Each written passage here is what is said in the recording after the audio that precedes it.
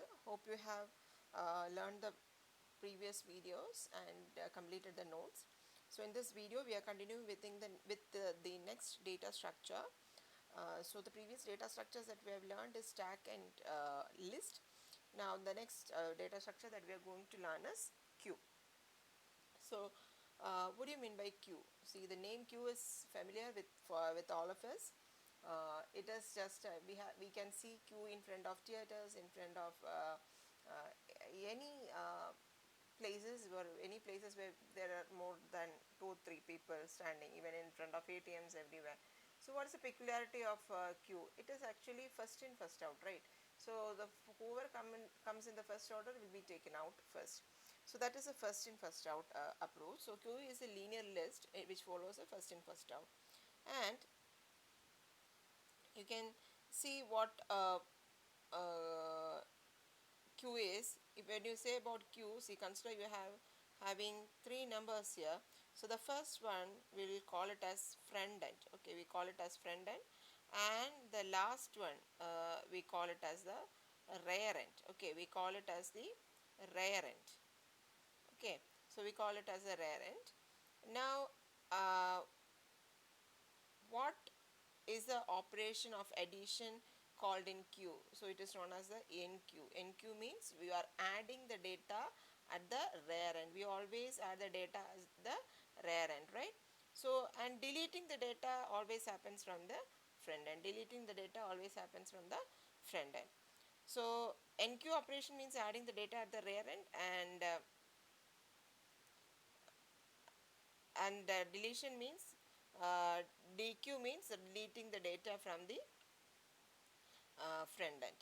So next, what are the applications of queue? So the applications of queue are printer spooling, CPU scheduling, mail services, and keyboard buffering. What do you mean by printer spooling? So you have seen that while you give some documents for printing, you can see if you are giving 4 or 5, the printing will happen one by one, right? Whichever printer print what we have given first will be printed first, and then the subsequent print jobs. So for this printer spooling thing, we use a queue application. Then CPU scheduling. What do you mean by CPU scheduling?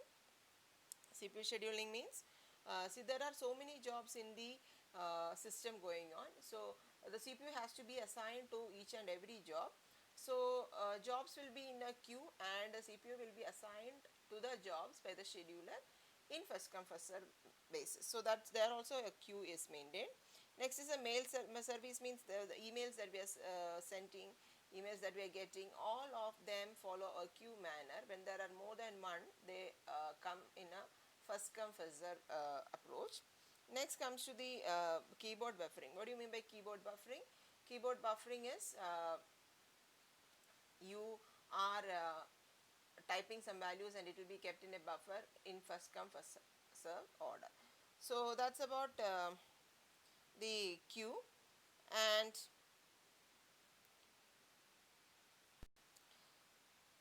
what are the operations that can be done on a queue? Queue operation, we told you, one is NQ operation, which you are adding new item in the queue, and where do you add the new item? It will be in the rear position. You mean at the back of the wing. So how do you add the data?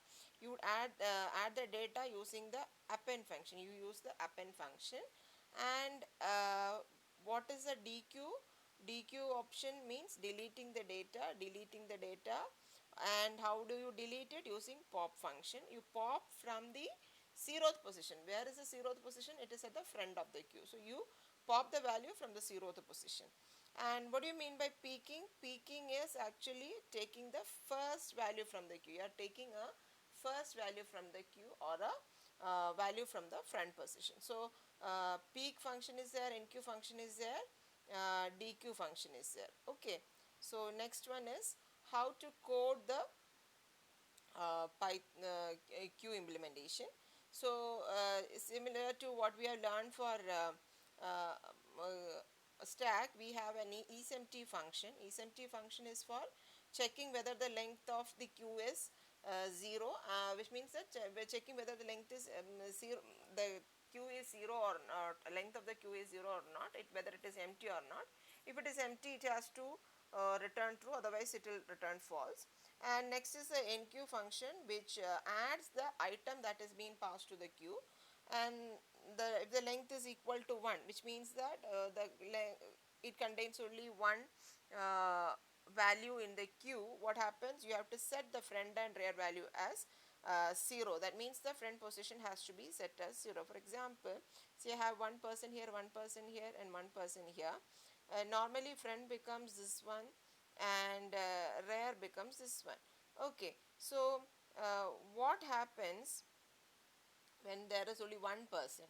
I have to set front as well as rear to this person. Okay, so that's what happened here.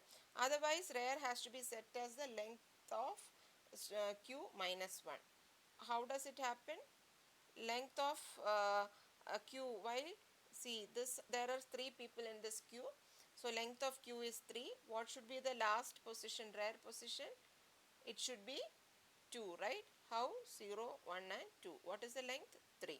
So this is how we find out the length minus 1. We need to get the last position. Now what happens? DQ function. DQ function is also for deleting the data from the front positions. You just check for empty, whether it is queue is empty or not. If it is not empty, you just take a value from it, and when you find that the value is empty, now when you took a value and it is empty, now you just set the front and rear value as none. So next is the peak function. Peak functions will give you the front value, that is the front value, that is the first position. Front we have to set to 0, and you can take as q of 0. And show function is just to print the q values from 0 to the maximum value, or the rear end. From front to rear, you are taking the value, just showing it. And in the final main code, you start with the empty list or empty queue, and you set the front and rear as none because you don't have any values at the queue, and you take from the user whether which function has to be performed, and according to that functions you have to perform the NQ operation, as well as DQ operation, peak function, and show function. You are just calling all the functions according to the input given by the user. So this is how a queue is implemented. And there are 2 variations of queue, that is circular queue and uh, DQ. Circular queue is just like a circle. Normally queue is linearless, but it is circular queue where you have front and rear like this, and you add up the value, and rear again moves like this, and again moves like this.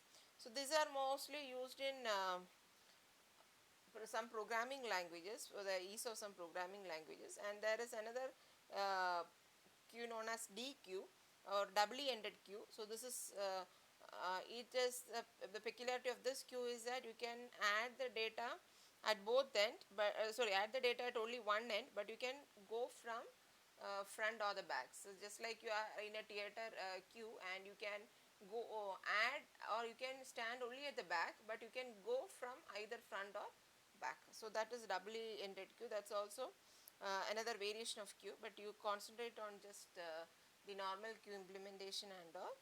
Okay, thank you.